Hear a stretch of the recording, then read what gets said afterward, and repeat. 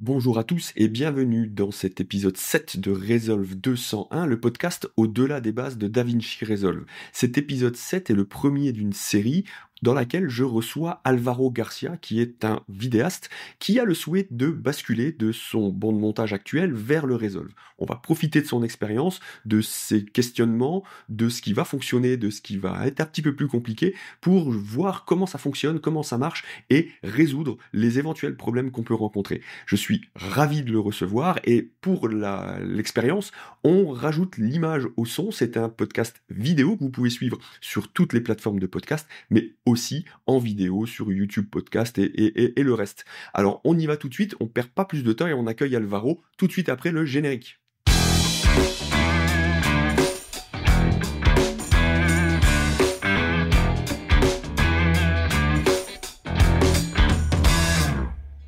Bonjour Alvaro, je suis ravi de te recevoir dans cet épisode de podcast de Resolve 201, au-delà des bases de DaVinci Resolve.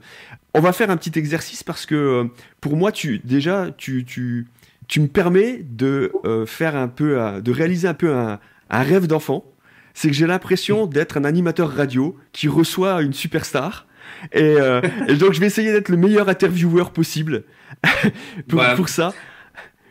Moi, j'essaie d'être le meilleur superstar possible, pareil. Eh ben, je pense que ça va le faire. Donc, pour les gens qui vont nous écouter dans le podcast, est-ce que tu peux déjà nous dire un petit peu qui tu es, ce que tu fais, et puis ensuite on entrera dans le vif du sujet et on se parlera de ta volonté de switcher d'un autre logiciel de montage vers le Resolve. Bah écoute, tout d'abord, merci Dom pour cette invitation. Je suis ravi d'être là avec toi et de participer de ton podcast. Ça me fait vraiment plaisir. Et donc voilà, une petite présentation. Je m'appelle Alvaro Garcia. Je suis le directeur de l'agence Idea Film. Et donc c'est de la production audiovisuelle. Et comme plusieurs réalisateurs, je fais une partie de mes réalisations, c'est des films publicitaires corporate. Et puis après, aussi une branche plutôt liée à la fiction, court-métrage, documentaire, etc. Et comme pour tout le monde, je pense que c'est un côté qui nourrit l'autre. Et c'est le côté corporate ou alimentaire, si tu veux, qui permet que l'autre côté fiction existe aussi. Exactement. Mais ça change pas en termes, ce que nous réunissent ici aujourd'hui. C'est le cœur du métier, ça reste le même au niveau de production, au niveau de captation et montage. C'est à peu près le même principe. Après, ça change un peu l'objectif, si tu veux, mais et par rapport à ce qu'on va échanger aujourd'hui lié à la post-production et au montage, c'est le même principe. Et juste signaler aussi que ça fait 2 semaines que je suis rentré du Chili, donc peut-être que mon accent chilien va être encore plus marqué que d'habitude. Donc je préviens tout le monde. Ben, il est parfait. Je vais inventer des mots. Il est parfait. Je vais avoir des trucs, voilà. Moi, je l'adore. Il me fait chanter et il est chantant et il est génial. Donc, garde-le, surtout ne l'enlève pas. Donc tu nous dis donc très clairement que toi, tu vis de ça, en fait. Tu vis de la création et du montage. Donc en fait, c'est important parce que dans Resolve 101 et dans Resolve 101 Plus, que je donne les bases, j'explique les bases de DaVinci Resolve et donc en fait, je parle souvent de quand on a envie d'utiliser le Resolve parce que on est parti sur, on a fait des vidéos avec un smartphone, on est parti comme ça. Toi, en fait, t'es pas là-dedans. Toi, tu utilises tu utilises ton bon de montage aujourd'hui qui n'est pas le Resolve, mais tu utilises ton bon de montage pour vivre, pour vendre tes créations. Exactement. En fait, c'est mon activité principale, la production audiovisuelle. Et je fais pas ça pour loisir ou pour plaisir. Bah oui, il y a du plaisir, mais c'est mon activité principale.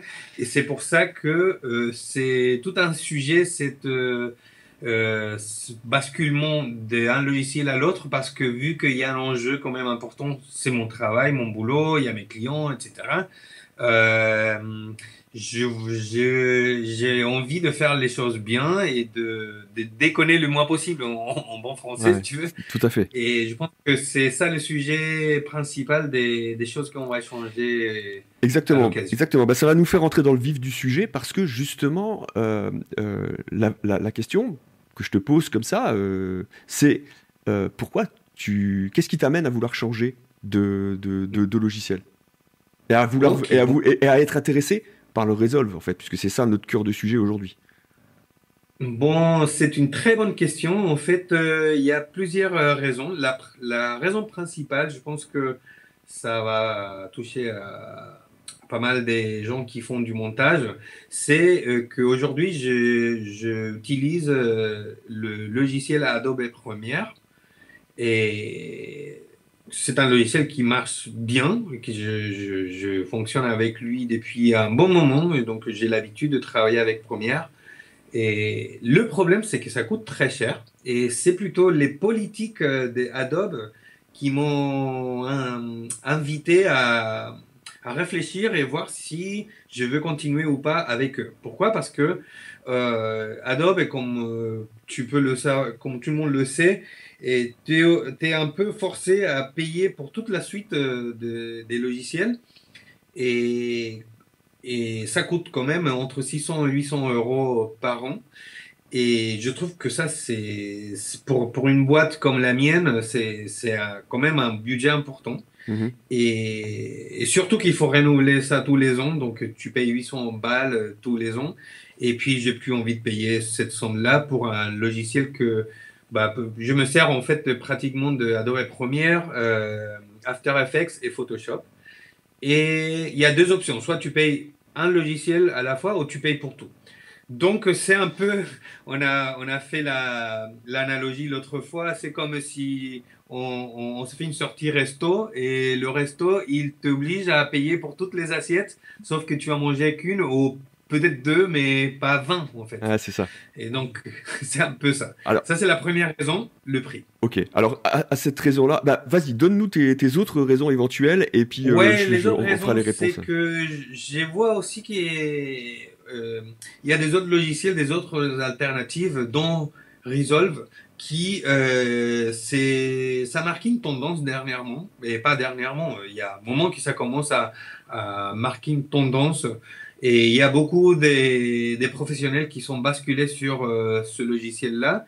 Et une parce que au niveau de prix c'est plus intéressant. Deux parce que apparemment, ça intègre beaucoup de solutions Hmm. qui, dans d'autres univers, il faut aller dans les logiciels séparés. Et là, apparemment, il y a une intégration Mhm. du côté montage, colorimétrie, étalonnage et post-production, FX et compagnie. Et aussi, c'est pour le côté étalonnage, apparemment, c'est assez puissant chez Resolve. Et ça me donne beaucoup de curiosité de savoir comment je pourrais améliorer mes projets avec cette nouvelle technologie. Ok. Voilà. Alors, je vais te répondre à. Enfin, en tout cas, on va échanger sur ces deux points-là. Euh, si tu veux bien, je commence par le deuxième. Et puis après, Allez. je reviendrai sur le premier point. Sur le deuxième point, en effet, on a été nombreux à utiliser le Resolve et il a été beaucoup utilisé avant par rapport à l'étalonnage, en fait, hein, au color grading, Mm. pour parler en bon français. Et il y avait beaucoup de gens, dont moi, j'ai fait partie, qui faisaient du round tripping, c'est-à-dire, en fait, on travaillait dans un autre logiciel, on envoyait nos images dans le Resolve pour la colorisation et on les remettait après dans notre logiciel de montage pour l'export. Donc ça marche, ça peut le faire. Il y a des gens qui font. Moi, je le faisais avec Final Cut, mais il y a des gens qui le font avec Premiere et qui le font encore aujourd'hui parce que voilà, Resolve c'est d'abord un logiciel de. Ça a été d'abord, c'était d'abord un logiciel de colorisation avant qu'ils amènent tous les autres trucs. Fusion, hein, qui vient remplacer un petit peu After Effects si on fait l'analogie toujours. C'est pour les effets spéciaux. Il y a Fairlight qui vient rajouter, qui vient faire le sound design, et puis c'est vraiment un logiciel enfin, de, de son, un peu comme un Logic Pro, ou comme un Cubase, ou comme un Pro Tools. Voilà, un Mm. peu. Parce que voilà, ces logiciels-là sont quand même encore plus puissants que Fairlight, mais Fairlight dans le Resolve, ça marche vachement bien. Mhm. Voilà, et en fait, du coup, maintenant, il y a une suite complète et le montage est vraiment arrivé dans le Resolve. Ils ont fait un bond, en fait. Moi, j'utilise le Resolve depuis, je crois, la version 12. On est à la 19 aujourd'hui. Et c'est vraiment à partir de, je crois, de la version 16-17 que vraiment la partie edit, la page edit, donc la page vraiment montage, est devenue crédible. En fait, une alternative Mhm. crédible. Donc là, aujourd'hui, en effet, dans le même logiciel, tu as juste à passer d'une page à l'autre, tu fais des choses, et en fait, il y a une telle intégration, c'est-à-dire qu'aujourd'hui, quand tu utilises la suite Adobe, par exemple, euh, tu fais ton montage, tu veux ajouter des effets, tu envoies, c'est assez bien intégré, mais tu envoies tes images dans After Effects, puis après, Mhm. tu les reprends dans Premiere. Moi, j'utilise pas Premiere, mais c'est ce que j'entends et c'est ce que je crois comprendre. Là, Ouais, dans Resolve, c'est ce que j'ai fait, en tu tout sors cas. pas. Tu sors pas du Resolve Ouais. et tu passes d'une page à l'autre et tu reviens tout le temps d'une page à l'autre. Tu verras. Ça, c'est assez impressionnant. Pour le Mhm. côté, pour le côté tarif, euh, le Resolve aujourd'hui, déjà, il y a une alternative assez intéressante gratuite qui Mhm. permet déjà d'aller mettre le nez dedans. Et puis, Mhm. il y a la version payante, elle coûte 275 euros hors taxe. Donc en fait, tu es à peu près à 350 euros. Déjà là, ben, tu vois, en moins de 6 mois par rapport à la suite Adobe, c'est rentabilisé. Mhm. Et puis, il y a aussi la solution Blackmagic, l'éditeur de DaVinci Resolve, fait du matériel, beaucoup de matériel, et avec certains matos, quand tu achètes du matériel chez eux, ils te vendent tu as avec une licence du Resolve. L'entrée, la moins chère, le matériel de base, c'est ça, c'est le Speed Editor. Si tu Mhm. le connais pas, c'est ça. Ok, voilà, Ok, il est là. d'accord. Ah oui. Ok, donc un clavier qui permet de monter rien que pour ça là, pour ça, Ok. la roue là, Ouais. c'est le panard, c'est le pied. Cette roue là, elle est géniale. Elle nous ramène dans ce qu'on faisait à l'époque, vraiment dans les bords de montage. Moi, j'ai utilisé des vieux bords de montage. On avait cette roue là, et elle nous ramène là-dedans. Ce clavier là, le Speed Editor, tu vas le trouver autour de 450 euros. Et si tu Ok. fais attention, faut bien l'acheter chez un revendeur agréé. Mais si tu fais attention, bah, tu as ce Speed Editor, 450 euros, tu as une licence avec. Donc en fait, tu vas te retrouver à avoir du matériel et la licence de Resolve Studio, puisque la payante, c'est Resolve Studio.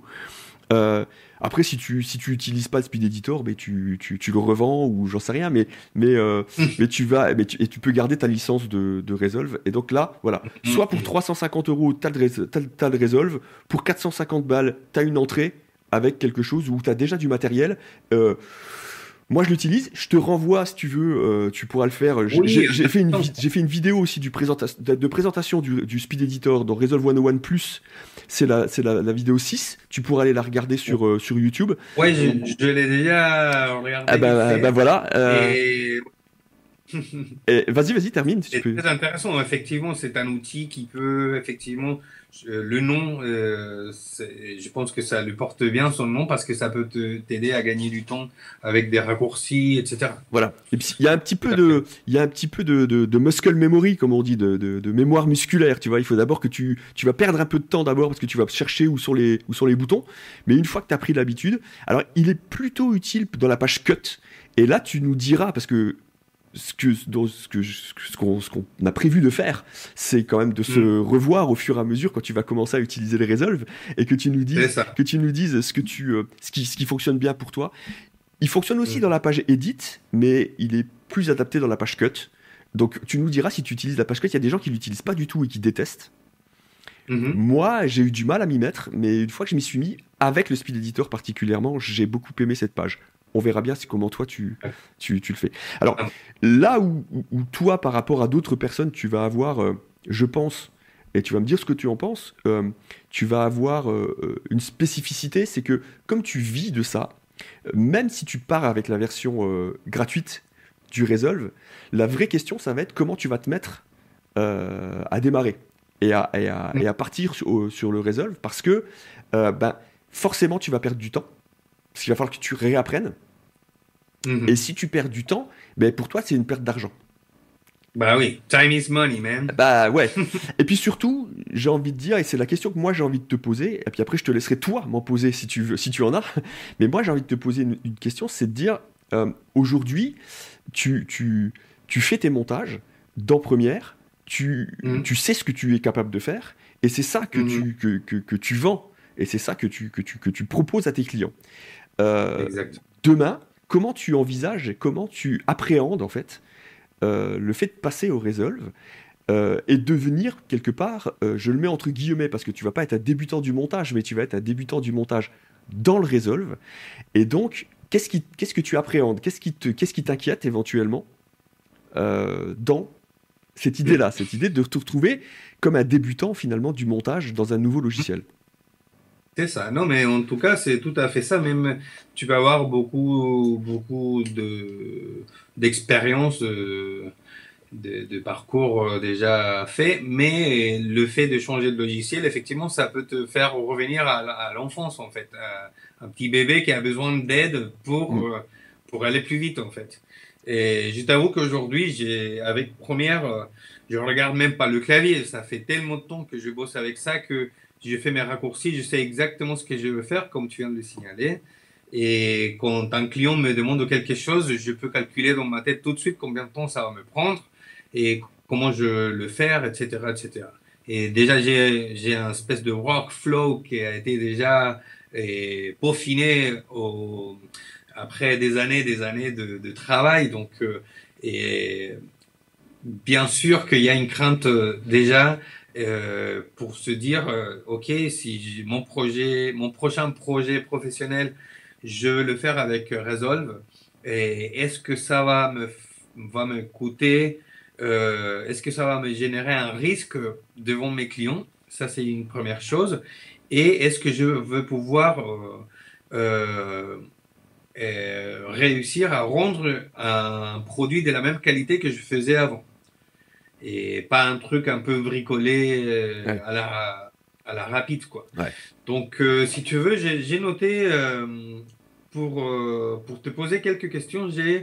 Mes questions principales sont par rapport la stabilité du logiciel, c'est-à-dire qu'est-ce que se passe si demain j'ai un projet avec des images assez lourdes ou avec un projet multicam avec plusieurs pistes, est-ce que le logiciel va tenir la route, va être stable? Je ne sais pas si tu veux que je te fasse la liste des inquiétudes ou Bah, on commence une je par une. propose qu'on réponde d'une par une, ça nous permettra d'être plus court, je pense, parce que si tu fais la liste, moi je vais Voilà. partir pendant 2 heures après. Donc, je te propose qu'on fasse une par une. Là-dessus, j'ai Ça une marche. première question. Euh, avec quoi tu bosses? C'est quoi ta station?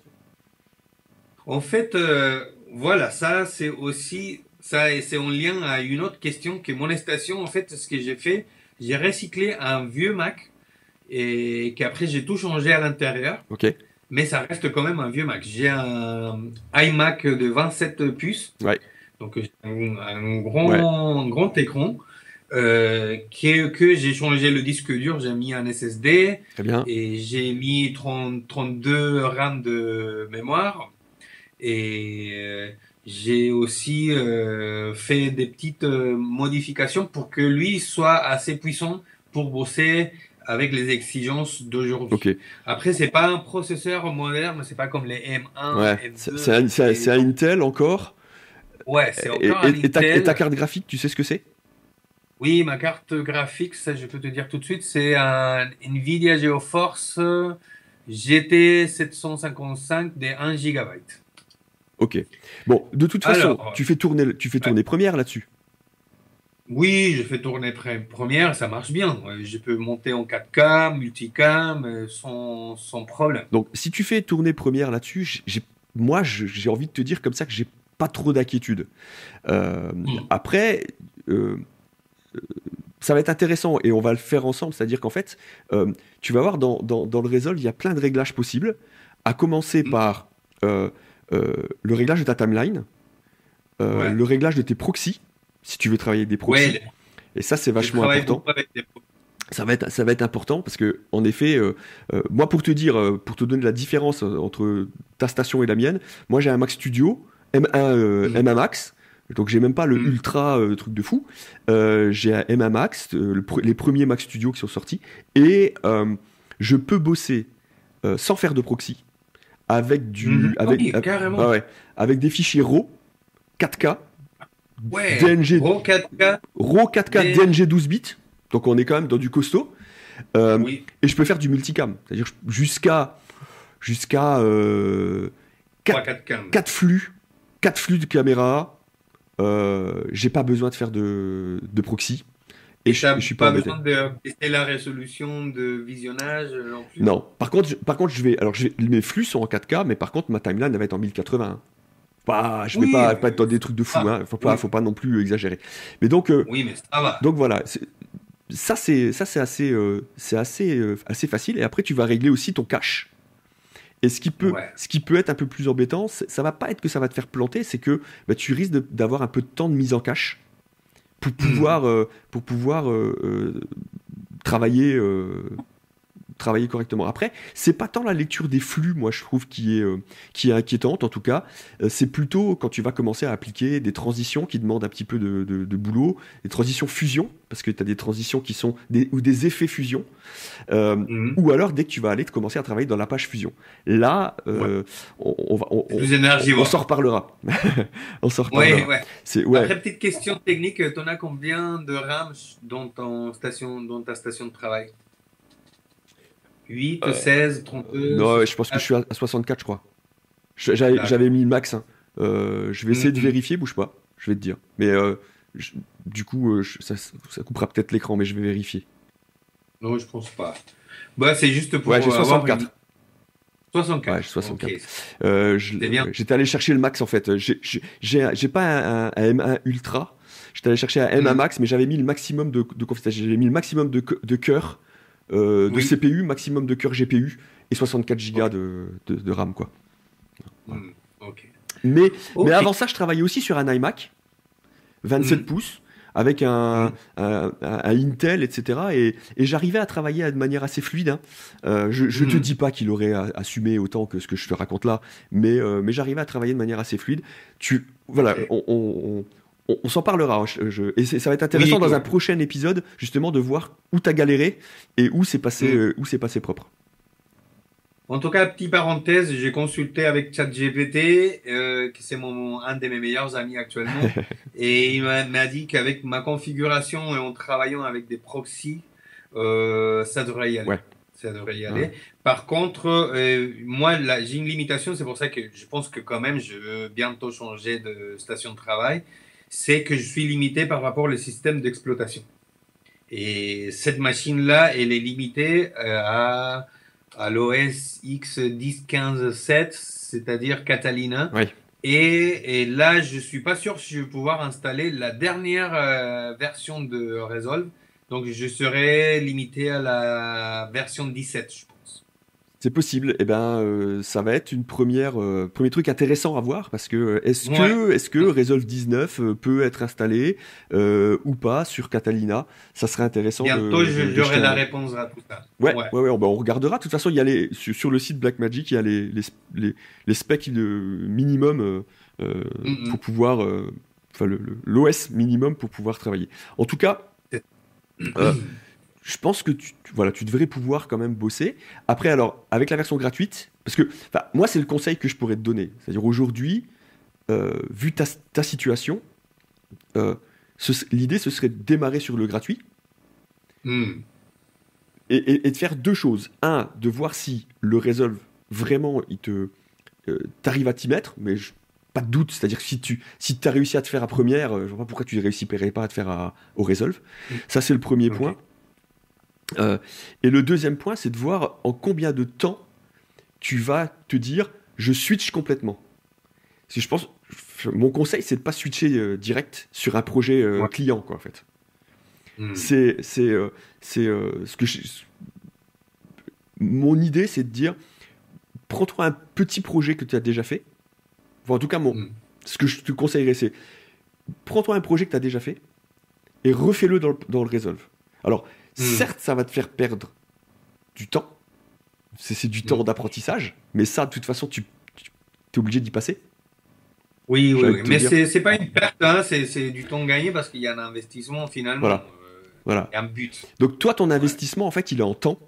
Et comme on l'a dit tout à l'heure, time is money, hein, le temps c'est de l'argent, et donc en fait c'est là où il va falloir que tu t'exerces sur le Resolve Ouais, jusqu'à ce que tu puisses faire ce que tu as dit tout à l'heure, qui est vachement intéressant, c'est de dire jusqu'à ce que tu aies l'idée dès qu'un client te demande quelque chose, du temps que tu vas y passer, et donc du coup de savoir si c'est rentable ou pas en fait.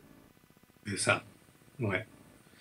Parce que si tu vas avoir besoin de regarder, je sais pas combien des heures de tutoriel, plus les galères, plus, là tu mets les choses dans la balance et tu peux te répondre peut-être que oui, peut-être que non, Ouais, c'est ça, faire à suivre, quoi. c'est ça. Mais je pense que c'est une très très bonne idée de pas se lancer avec un projet avec trop d'enjeux et plutôt s'entraîner avec un projet plus perso ou un projet qui a été déjà fait et qu'il n'y a pas d'enjeu en fait. Et ça va me servir juste pour apprendre et pour se rendre compte à quel point ça va me demander de l'énergie et du temps pour arriver à faire quelque chose que maintenant j'arrive avec Premiere. C'est ça. En tout cas, le truc qui m'a mis un peu la pression aussi, c'est que cette année, j'ai mon renouvellement de licence d'Adobe, et c'est en mars, au mi-mars.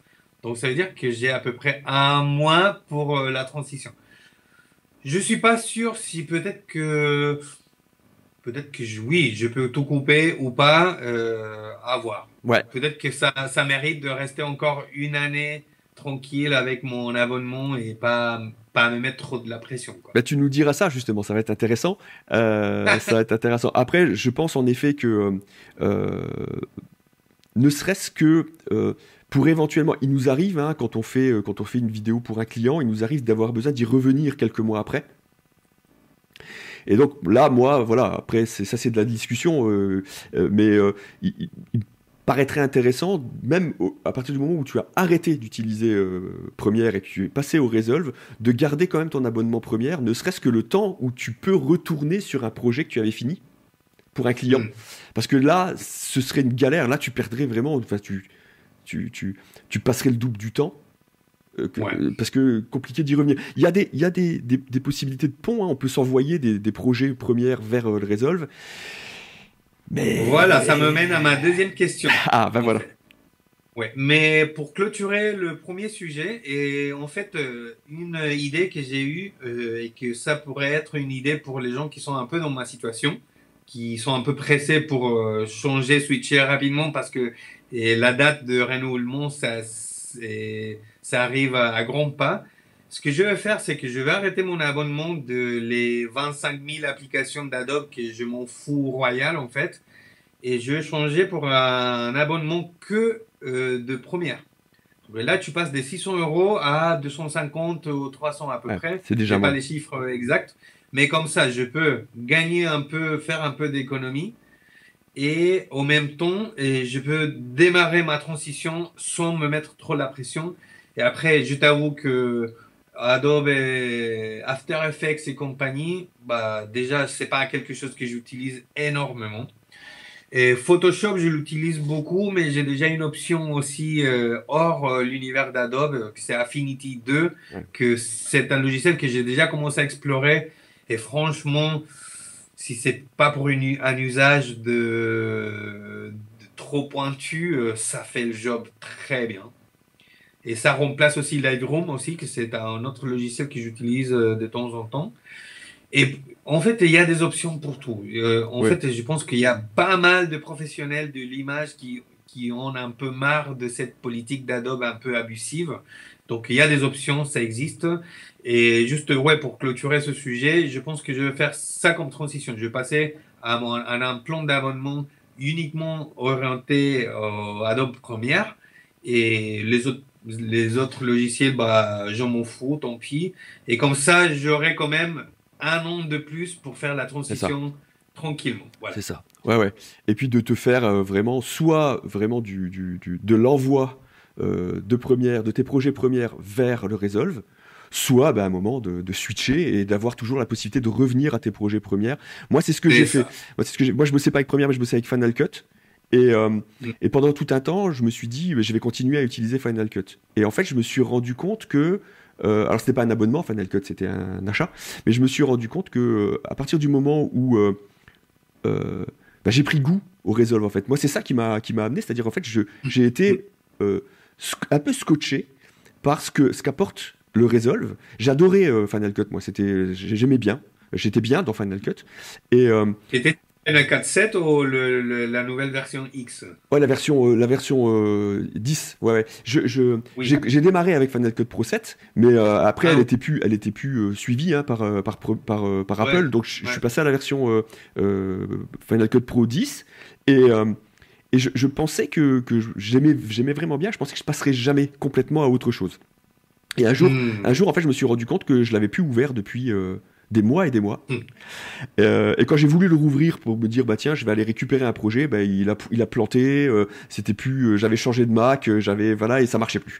En plus j'étais passé vraiment d'un Mac Intel à un Mac Apple Silicon et donc forcément ça marchait plus. Donc voilà, donc en fait je me suis dit je l'ai oublié. Quelque part c'est comme ça que moi j'ai fait ça, j'ai coupé les ponts, ouais. Donc voilà, donc après tu verras comment ça se passe, mais ouais, l'idée ça peut être un peu celle-ci. Ouais. En tout cas, pour passer à la deuxième question, c'est la partie de comment je peux exporter un projet Adobe Premiere vers Resolve.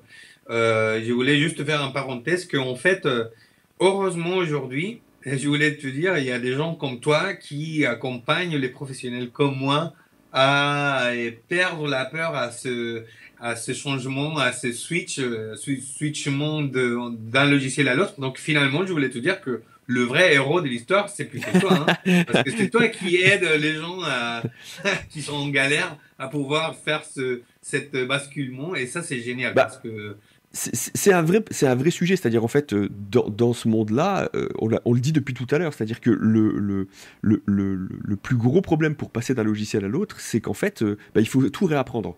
Et tout réapprendre, quand on a ses habitudes et avec ces choses qui fonctionnent, on le fait rarement. Alors nous, on est indépendant et on bosse seul, donc en fait, il n'y a qu'une personne qui doit apprendre. Quand tu as toute une équipe qui bosse sur un truc, tu le fais pas en fait. ouais, Donc l'idée, c'est un peu ça, c'est vraiment de venir dire, déjà, si moi j'ai réussi, pourquoi les autres n'y arriveraient pas? Ça, c'est le premier truc. ouais, Ça, c'est le premier truc. Il y a pas de, voilà, on n'est pas plus intelligent ou plus bête que les autres. Et puis le deuxième truc, c'est de dire, moi, j'ai apprécié qu'on m'aide. Donc, oui, alors j'ai pas eu comme ça, j'ai fait les formations Blackmagic, hein. Donc en fait c'est comme ça ouais, que je m'y suis mis. Et d'ailleurs ça va peut-être être le sujet suivant, c'est-à-dire en fait dans l'idée c'est ce que je t'ai déjà amené un petit peu dans nos conversations, c'est de dire si tu cherches à faire du Premiere dans le Resolve, moi je pense ouais, je pense que tu vas galérer. Voilà. Hmm. Il faut chercher Ouais. à faire ce que le Resolve te propose. Et là où il est en plus génial, c'est qu'en fait il y a très souvent 4, 5, 6 manières différentes de faire la même chose dans le Resolve. Je ne sais pas comment ça se passe dans les autres logiciels, mais Ouais, dans le c'est Resolve, pareil. voilà. Donc tu peux Et aller venir chercher ce qui t'arrange le mieux. ouais, ouais, non, mais là, c'est pareil, je pense, dans tous les logiciels, finalement, c'est à toi de construire ta manière à toi, personnalisée de bosser, mais ouais, il y a toujours plusieurs chemins. Et je suis d'accord avec toi que il faut, il faut sortir de cette idée de, oui, je vais faire la même chose de la même manière, parce qu'en fait, c'est comme parler une autre langue. Par exemple, ma langue, c'est l'espagnol, et quand je parle français, j'essaye de parler en français et pas de faire une traduction littéraire C'est ça. littérale de ce que je veux dire parce que sinon ça marche pas en fait. C'est ça.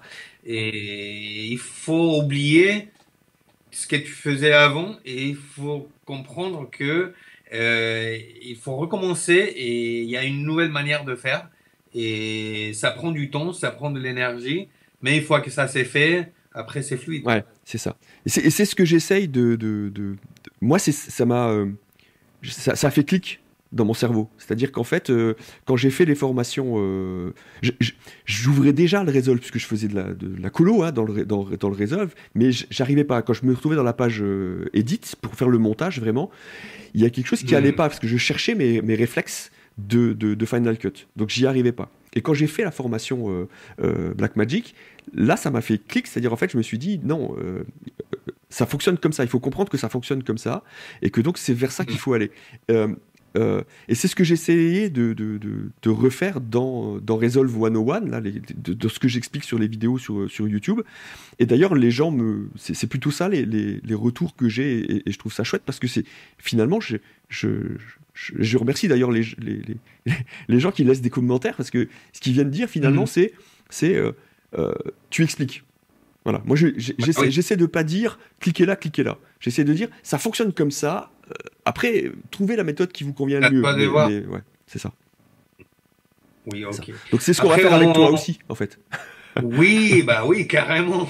Et heureusement que tu es là pour m'accompagner à cette aventure, mais ça va être génial et je suis très très motivé en tout cas. Et surtout que j'aime bien de changer, de sortir de la zone de confort, de se challenger un peu. Et ça, c'est toujours chouette. Ça ouvre les spectres, ça ouvre les possibilités. Et c'est sûr que ça va être chouette. En tout cas, si tu veux, on peut passer au deuxième sujet. C'est justement comment je peux ouvrir un vieux projet, un ancien projet qui a été créé en première. Et pour continuer à travailler sur Resolve. Ok. Alors, moi, j'aurais envie de répondre en 2 temps à cette question-là. Le premier temps, c'est de dire d'abord teste un projet, teste quelque chose pour pouvoir régler ton Resolve. C'est-à-dire que si tu ouvres ton Resolve et que tu te dis bon, je vais le faire dans le sens inverse. Je suis désolé, je reviens, je vais le faire dans le sens inverse. Allez, on recommence. Il y a dans Premiere, tu vas pouvoir exporter un XML peut-être. Un EDL, voilà. Donc tu vas les deux. Voilà. Donc tu vas pouvoir exporter ce type de choses. C'est-à-dire qu'en fait, il va t'exporter ton projet, etc. Ta timeline, tu vas la retrouver. Tu vas la retrouver. Et donc dans le Resolve, tu vas venir dire, importer, et tu vas apporter ton EDL. Ok. Et tu vas retrouver ça avec quelques petits soucis peut-être, mais en tout cas... Les transitions et les effets peut-être qu'ils ne sont pas pareils, parce que c'est pas forcément les mêmes. La structure, ça devrait être la même. Voilà, donc ça tu vas pouvoir le faire. Après il y a en plus des trucs, c'est bien parce que j'ai pas fait de tuto là-dessus, donc ça pourrait être intéressant.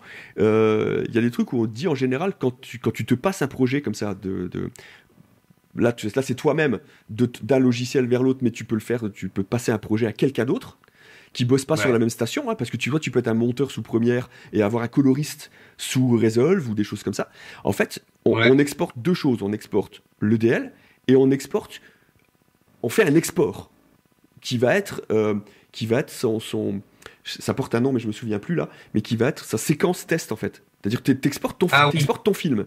Ce qui fait qu'en fait, la personne qui va récupérer va charger l'EDL dans la timeline et va aussi poser le film sur Internet pour voir si toutes les coupes tombent bien au même endroit, et ça va te permettre aussi de vérifier que tes bons rushs sont au bon endroit, que le Resolve est allé chercher le bon rush dans tes bins, dans ton media pool, etc. Donc ça tu pourras le faire toi aussi, donc tu fais ça, mais si tu fais ça, et c'est pour ça que je te dis, je réponds à la deuxième chose que tu devras faire, et je reviens après en arrière, si tu fais ça sans avoir réglé ton Resolve, sur la résolution de ta timeline, sur ton espace colorimétrique, ta color science, parce que tu peux travailler en DaVinci YRGB, tu peux YRGB, tu peux travailler en DaVinci Color Managed, tu peux travailler en Access. L'Access, tu connais peut-être? Non. L'Access ACES, c'est la color science de l'académie à Hollywood, de cinéma à Hollywood. Oui. Donc en fait, c'est le standard. C'est le standard.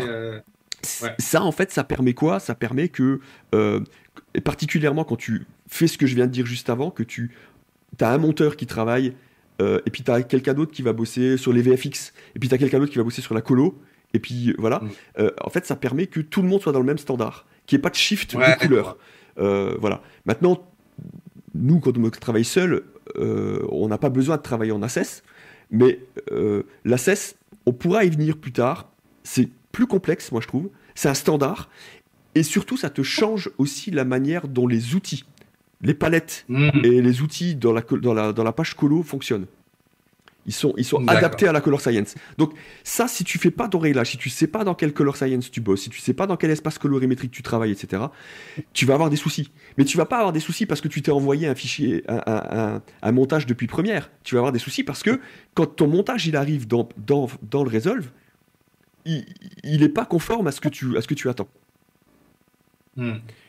Et Je ça, vois. voilà. Donc ce que je te conseille d'abord, en tout cas moi ce que je pense, c'est euh, installe le Resolve, ouvre-le, jette-toi des images.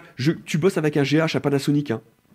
C'est ça, Oui. particulièrement. Donc tu Ouais. bosses en log, tu filmes en log, Pas tout le temps. pas tout le temps. Pas Quand forcément. tu filmes pas, Parfois, c'est en rec 709 ou ça dépend le projet. Si c'est un truc un peu corporate d'un événement, par exemple, ouais, je vais pas me faire chier avec un log parce que ça demande beaucoup de travail que le client final va pas l'apprécier. ouais. Et donc, c'est pas la peine. Par contre, si c'est un film publicitaire où il y a un travail plus important de lumière, etc., oui, là, je vais essayer de travailler en vlog pour vlog Vlog. pour pouvoir profiter mieux de la partie colorimétrie, etc. Et bien alors, moi, ce que je t'inviterais à faire, c'est Hmm. tu te fais peut-être un petit truc, même qui te sert pas de projet, mais juste pour bricoler tes images, dans Hmm. lesquelles justement tu vas ingérer dans la page média, tu vas ingérer du Vlog et du Rec 709. Ouais. Et comme ça, tu vas pouvoir voir comment tu peux traiter tes images immédiatement pour que le Hmm. Resolve te bascule tes images en Vlog tout de suite avec les Color Space Transform ou avec la Color Science. Parce que Hmm. si tu mets du DaVinci Color Managed, il va pouvoir, normalement, te reconnaître ce qui est en Vlog et ce qui est pas en log. Et il va Hmm. immédiatement, normalement, si tout se passe bien, mais tu peux aussi lui donner ton IDT, hein, ton, ton, ton espace d'entrée. Input, IDT c'est input, je sais plus trop, voilà, mais en tout cas ton espace d'entrée, tu vas pouvoir lui dire, mais ça c'est du Vlog avec du Vegamut de chez Panasonic. Ok, Et, d'accord. et lui, automatiquement, il va te le prendre et te le mettre dans l'espace colorimétrique de ta timeline, dans laquelle Hmm. tu travailles. Ok. Donc voilà, donc bricole ça, fais tes Ouais, réglages, je pense qu'il faut bricoler, ouais. voilà. Euh, va regarder les vidéos Resolve 101 qui parlent de ça, des réglages, c'est important. Viens me poser des questions. Ce que je t'ai proposé, je te le redonne là et je le dis pour les gens qui nous écoutent, et ça va être intéressant. Et qui nous regardent d'ailleurs, tiens, pour la première fois, on a un podcast vidéo. Ah Ah oui, oui! donc pour les gens qui, Pas dit ça. pour les gens qui ont la couleur, comme on dit, bah, je- je- Excellent.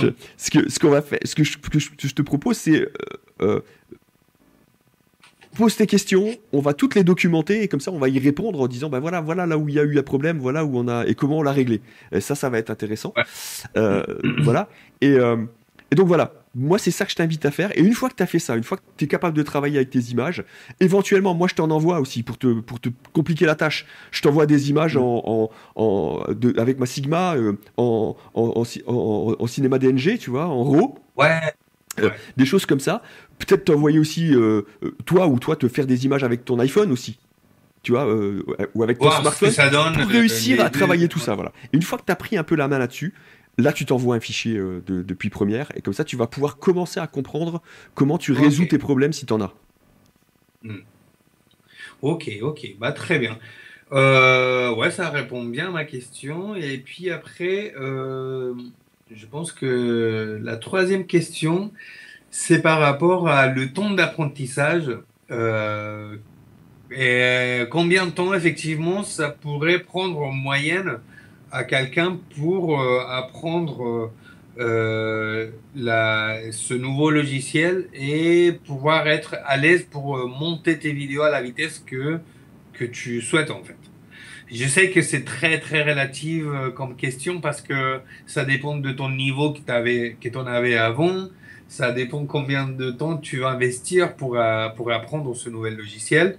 Et ça va dépendre aussi quel niveau tu veux réussir à avoir en Resolve. Parce qu'il y a le côté editing, il y a le côté colorimétrie étalonnage, il y a le côté fusion. Mm. Donc il y a plein de choses.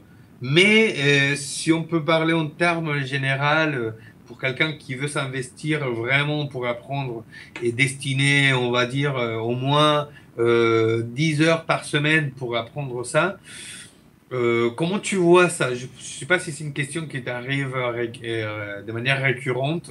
Non, Au... non, j'ai pas eu. au- Donc je suis en train de réfléchir. Je...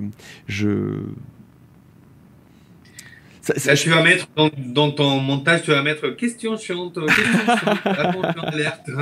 Non, non, non, non. Question. Plus c'est difficile de répondre à une question, plus elle est intéressante, hein.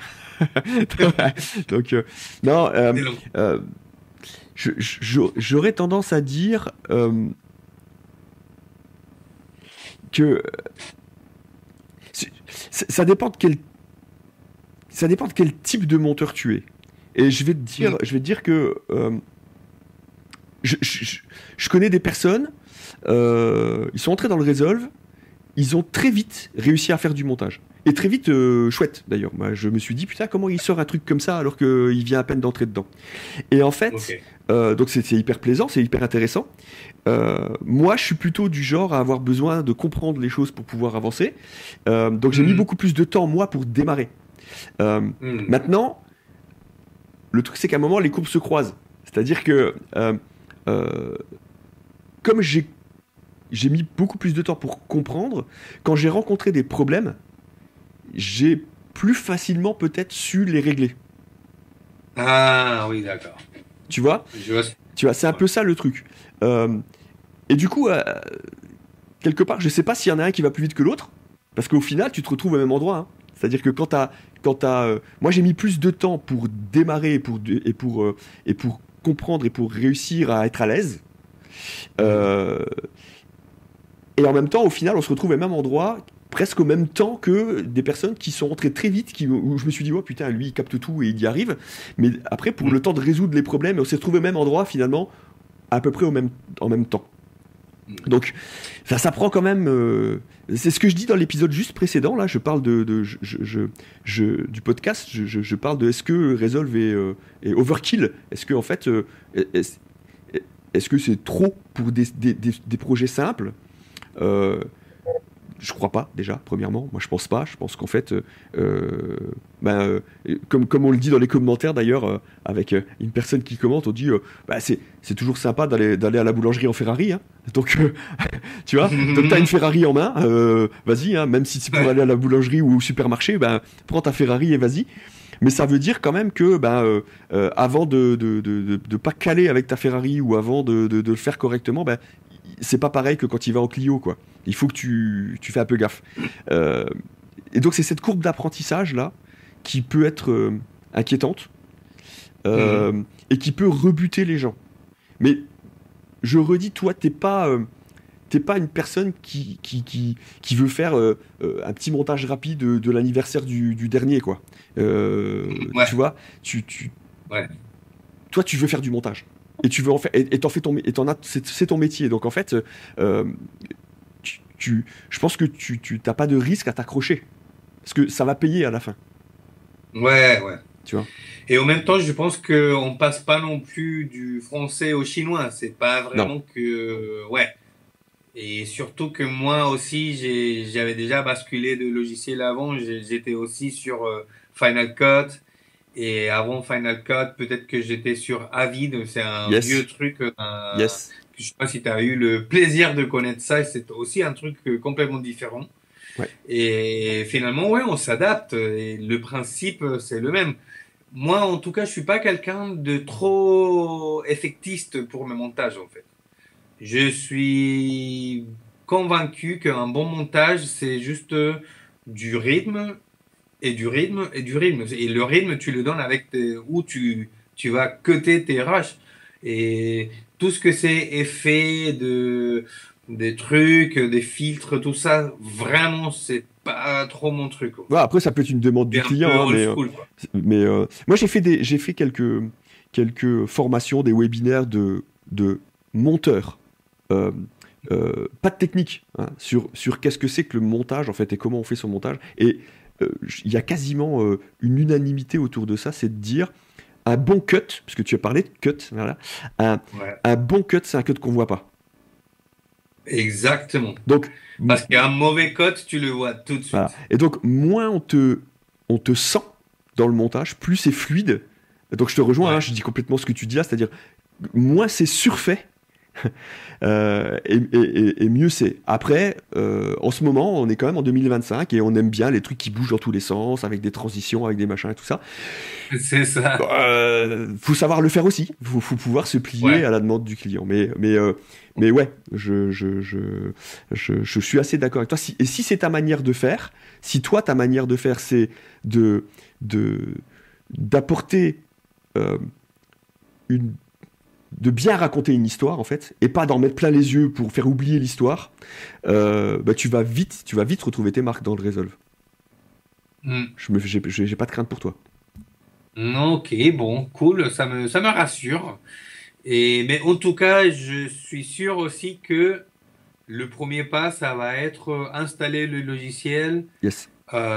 et commencer à bidouiller et commencer à s'habituer à cette nouvelle espace, nouveau environnement en fait. Ouais. Et en tout cas, pense aussi j'ai commencé déjà à regarder tes vidéos de ta chaîne et c'est sûr et certain que ça va aider aussi à pouvoir avancer dans la bonne direction parce que je pense que une chose qui peut faire peur aux gens, c'est de commencer par un lieu que c'était pas le bon endroit pour Ouais. commencer et perdre du temps un truc qui sert à rien en fait. Donc Exact. optimiser le temps d'apprentissage, c'est important. Et heureusement qu'on s'est rencontrés. T'es arrivé dans ma vie dans un moment vraiment pile où j'avais besoin de quelqu'un qui a déjà une expérience pour accompagner les gens à switcher d'un logiciel à l'autre. Et c'est là que je te dis, bah, c'est marrant parce que c'est exactement ce que m'arrive maintenant. Donc ça tombe vraiment bien. Ouais. La Et, vie est bien et faite voilà parfois. quoi. Parfois la vie est bien faite. Et c'est vrai Ouais, ouais. c'est vrai on s'est rencontrés récemment d'ailleurs, je pense qu'on peut le dire parce que moi j'ai vraiment adoré ça. On s'est rencontrés dans une formation et non Ouais, seulement ouais, bien. on a fait une formation d'une qualité, enfin que j'ai trouvé moi assez géniale et on Mm. a rencontré des gens super quoi en fait. Enfin, j'ai vraiment Génial aussi. ouais j'en profite encore pour remercier un peu tout ce monde-là parce que ça a été vraiment super et euh, Ouais. et ouais j'ai l'impression que cette formation elle est arrivée vraiment un peu pour en tout cas pour nous pour toi tu viens de le dire et qu'on se rencontre comme ça puis pour moi aussi parce que vraiment j'avais besoin d'une bouffée d'oxygène et de rencontrer des gens chouettes dont tu fais partie donc pour moi c'est Ah, vraiment cool. top, c'est vraiment top. Plaisir partagé. Donc Cool. c'est génial. Si on revient sur ce que tu viens de dire, tu dis euh, le premier pas, c'est en effet c'est l'installation et prendre en main le Resolve. Euh, Mm. euh, si tu veux bien, je me permets simplement de te donner deux éléments, deux ou trois éléments sur lesquels il faut que tu sois vigilant. Allez, je t'écoute. Euh, la database. La base de données où elle s'appelle maintenant la bibliothèque de projet, le Project Libraries. Alors, petit détail, je sais pas toi comment tu vas faire, mais moi je bosse avec le Resolve en anglais. Oui, Euh, moi, tous mes logiciels sont en anglais, mon système ah d'exploitation aussi. bah voilà, Comme ça, quand tu fais tes tutoriels, tu parles la même langue et tu te fais exactement. vachement. C'est la raison Ouais. pour laquelle je le fais.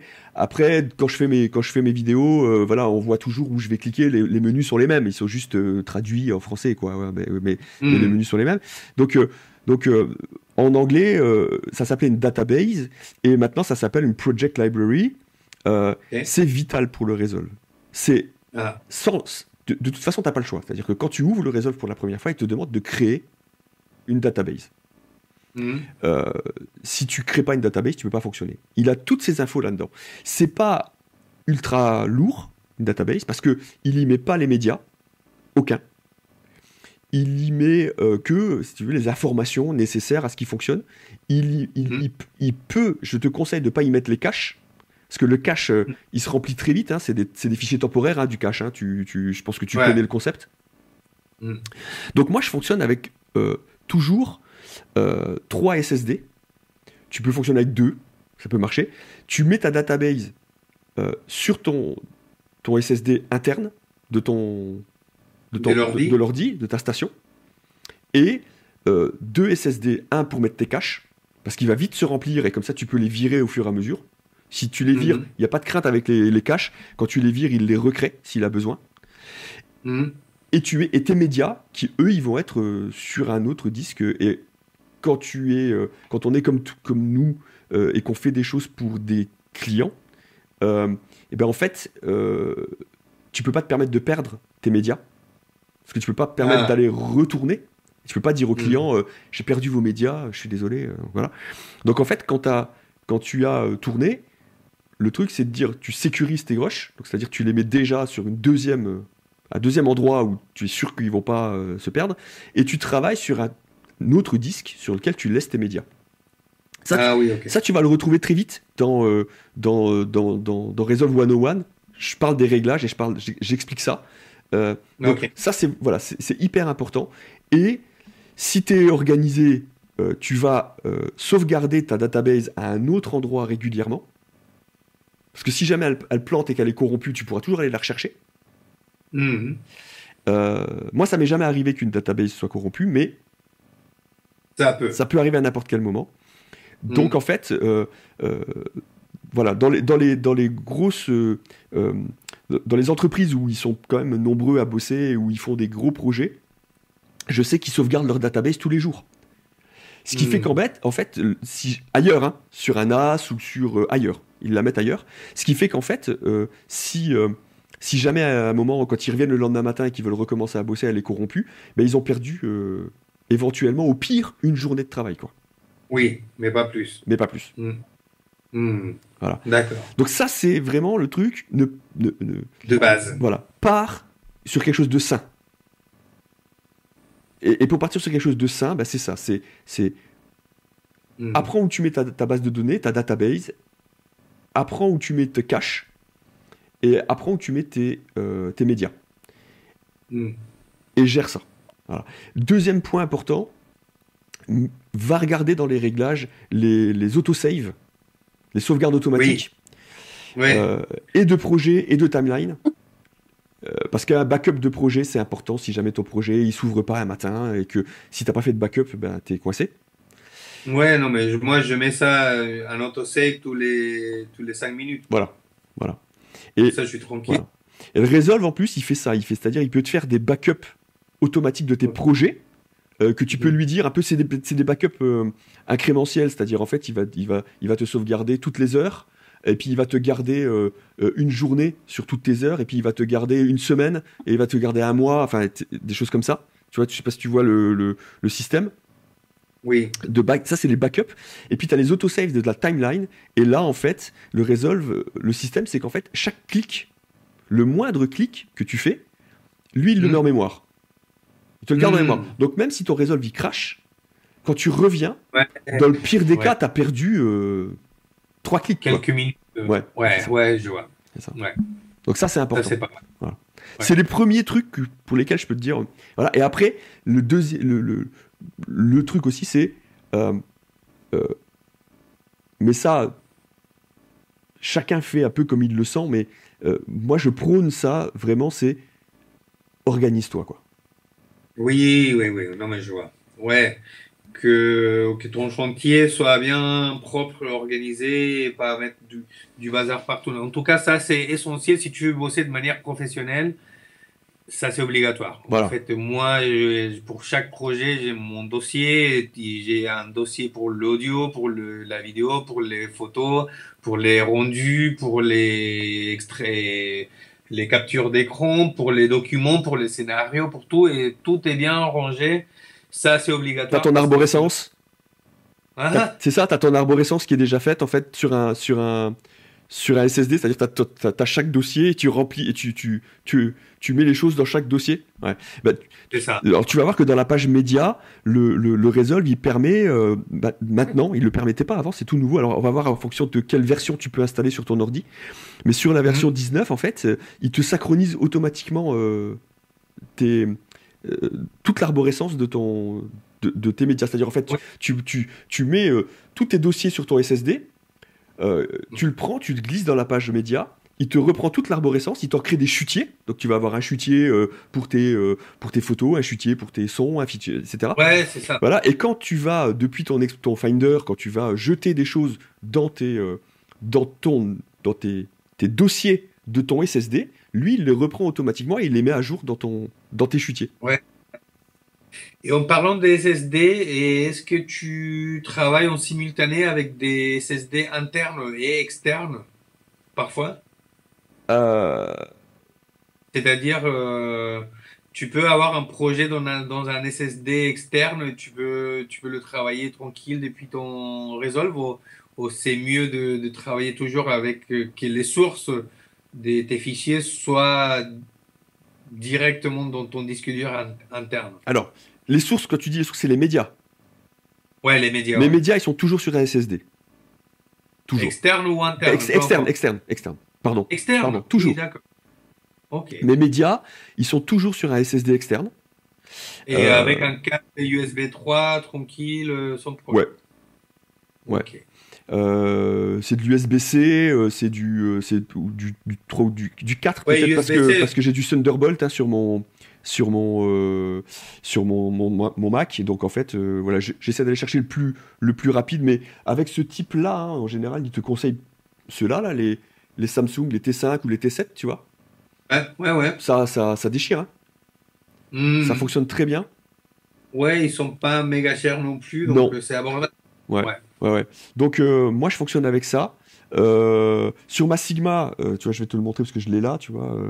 Sur ma Sigma, j'enregistre aussi sur des SSD externes. Donc j'ai un petit chariot comme ça avec un petit SSD, tu vois. Il est démonté là, tu vois, parce que voilà. Donc en fait ça, je clipse à la Sigma. J'enregistre directement sur ce SSD, tu vois, qui est clipsé comme ça dedans. Tac. Donc c'est directement sur le SSD. Voilà. Et ensuite, j'ai plus qu'à le prendre, à le copier pour sécuriser mes rushs. Donc je le copie. Ouais. Et je bosse depuis un autre SSD en fait. Et celui-ci, je l'efface pas tant que j'ai pas terminé mon projet. Ouais. Tu le gardes comme backup. Alors moi je suis un grand malade, j'ai un troisième backup. C'est-à-dire en fait, ça, je le garde et je l'efface pas. J'ai mon SSD de travail et je mets sur un NAS pour être sûr. Donc en fait, c'est vraiment la technique. C'est ce qu'appellent les Anglais et les Américains, ils disent inline, nearline et offline. Si tu connais un peu le truc, voilà, t'as inline, donc ça va être ça. C'est-à-dire c'est mon SSD sur lequel je travaille, il est inline, il est tout de suite, tout le temps branché. Le nearline, ça va être celui-là, c'est-à-dire en fait c'est la possibilité de récupérer mes médias si jamais j'ai un pépin très rapidement. Et puis j'ai le offline qui est mis de côté sur un NAS où si vraiment j'ai un gros pépin et que j'ai deux trucs qui foirent en même temps, mais ça va me prendre un peu de temps parce que c'est du disque dur classique et je peux les récupérer, les rapatrier, les recopier et pouvoir continuer à travailler sans avoir de pépins. D'accord. Voilà, moi je travaille comme ça. Donc je travaille toujours avec... j'ai un SSD sur lequel j'ai mes databases. Ouais. Externe, mais tu peux travailler à l'interne, c'est pas trop lourd, donc ça marche. J'ai un SSD sur lequel j'ai mes caches. Que je vire régulièrement, et j'ai donc un SSD sur lequel j'ai mes médias. D'accord. Ok, bon, c'est bien tout ça. Voilà.